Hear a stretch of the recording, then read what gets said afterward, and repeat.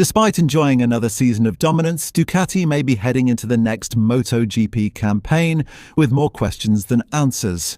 The arrival of Marc Márquez has undeniably elevated the Italian manufacturer to yet another competitive peak. But according to respected MotoGP analyst Carlo Pernat, Ducati's position is far less secure than the results that alone might suggest. On paper, Ducati's 2025 season appears formidable. Victories have continued to flow, led by the extraordinary impact of Marquez, whose experience, aggression, and race intelligence have once again reshaped the competitive order.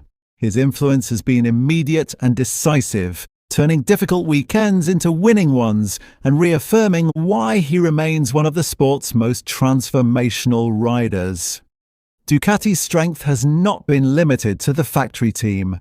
At Gresini Racing, Alex Marquez has delivered consistently impressive performances aboard the GP24, underlining the depth of Ducati's technical package and rider roster. The sight of multiple Ducati machines fighting at the front has reinforced the perception that Borgo Panigale remains the benchmark in MotoGP. However, beneath that dominance lies a growing threat: Aprilia. As the 2025 season progressed, Aprilia's upward trajectory became impossible to ignore. With Marco Bezzecchi leading the charge, the Noale-based manufacturer emerged as Ducati's most credible challenger, particularly in the second half of the campaign. Their form was not sporadic. It was sustained, structured, and increasingly aggressive. The final 2 rounds of the season delivered a clear statement of intent, as Aprilia swept the victories and demonstrated a level of competitiveness that went beyond favourable conditions or isolated performances. This was not merely a strong finish. It was evidence of a project reaching maturity. Carlo Pernat believes this shift in momentum fundamentally alters Ducati's outlook. Ducati will not be able to sleep peacefully, Pernat told Telenord. Aprilia have arrived. In fact, they haven't just arrived. I get the impression they've pressed the accelerator hard. While the championship standings still favour Ducati, Pernat points to a crucial detail often overlooked. Alex Marquez finished second overall riding a GP24, an older specification, while Aprilia's RSGP continued to evolve rapidly throughout the season. From Pernat's perspective, this raises an uncomfortable question for Ducati. Looking at what we've seen, I'm almost tempted to say that this year's Aprilia RSGP is a better motorcycle than the Desmosedici, he admitted. This assessment strikes at the heart of Ducati's advantage. For years, the Desmosedici has been the most complete machine on the grid, powerful, stable, and adaptable across circuits. But if Aprilia has closed that technical gap or even surpassed it in certain areas, Ducati's reliance on Marquez becomes more pronounced. Pernat was clear on one point: Marc Márquez remains the defining factor. Let's be clear, Marc Márquez is the one making the difference, he explained. But I don't know if that will be enough next year, and not for just one reason. That uncertainty reflects a broader reality in modern MotoGP.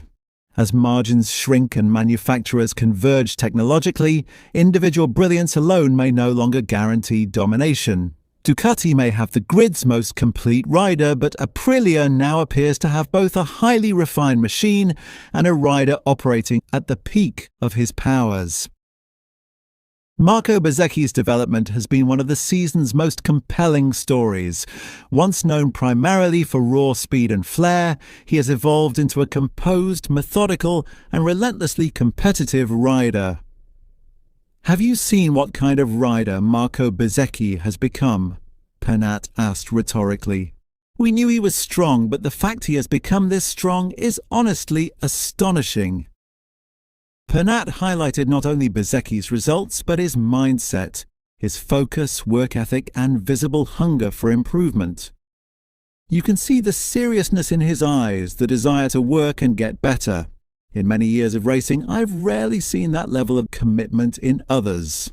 This combination, a rapidly improving motorcycle and a rider entering his prime, poses a genuine strategic challenge for Ducati. While Marquez's presence elevates expectations, it also exposes the limits of relying on a single superstar in an era of collective strength. As MotoGP heads towards next season, the rivalry between Ducati and Aprilia promises to be one of the championship's defining narratives. Ducati may still lead the field, but for the first time in years, they do so knowing that their closest rival is no longer chasing. They are attacking. And as Carlo Pernat suggests, even with Marc Márquez in red, Ducati's nights may not be as restful as they once were. From a strategic perspective, Ducati now finds itself at a crossroads. For years, their philosophy has been built around overwhelming technical superiority combined with numerical strength on the grid. That model has largely delivered success, but Aprilia's rise challenges the assumption that quantity alone can neutralize a focused, fast-developing rival. The margins are narrowing, and Ducati can no longer rely solely on depth to control the championship narrative. Another concern lies in Ducati's internal balance. With Marc Márquez as the clear reference point, the pressure on the rest of the Ducati riders inevitably increases. While Márquez thrives in high-pressure environments, not every rider responds in the same way. Managing expectations, team dynamics, and technical direction will be crucial if Ducati is to avoid fragmentation at the very moment unity is most needed. Aprilia, by contrast, appears to be operating with clarity and momentum. Their development curve suggests a manufacturer fully aligned between engineers, management, and riders.